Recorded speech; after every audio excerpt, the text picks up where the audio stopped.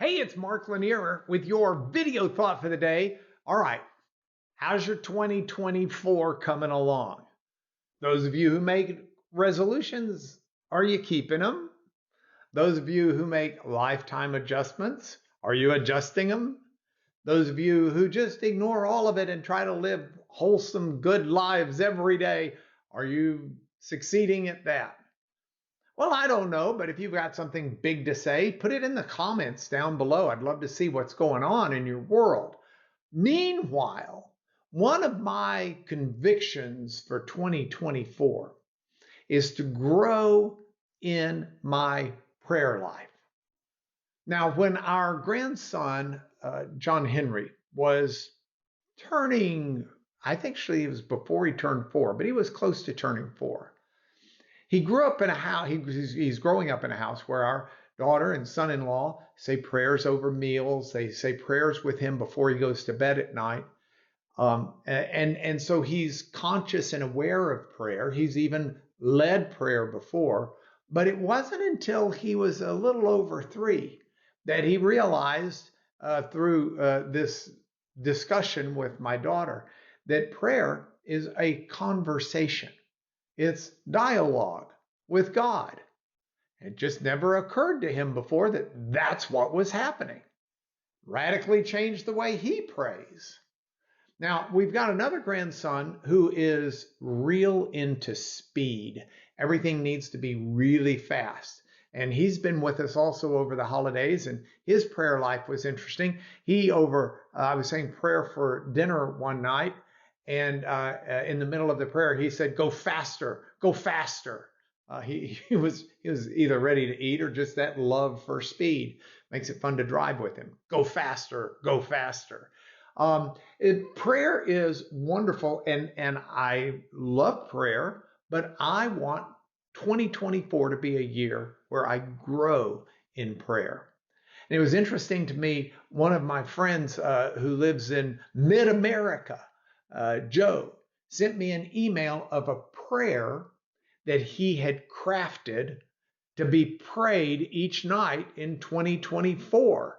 And if I understood the email right, at least that was his intention. And he's written out this prayer, grabbing from a number of different sources to really conscientiously seek God in some ways.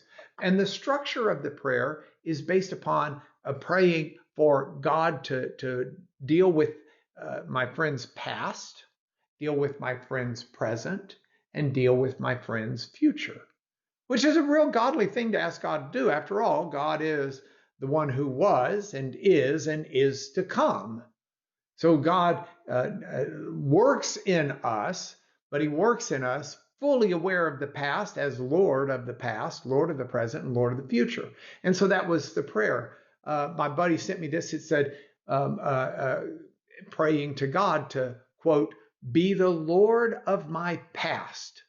Make your peace cleanse my memory. Make your love deeper than my hurt. Your renewal stronger than my habit. Your gentleness and forgiveness stronger than my anger. Your joy more intense than my sadness." Be Lord of the past. And then Lord of the present.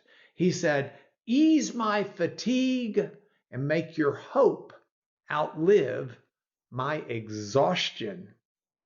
Make your justice overpower my pride. Your wisdom outlast my tenacity. Your generosity humble my desires. Your humility undo my self-righteousness.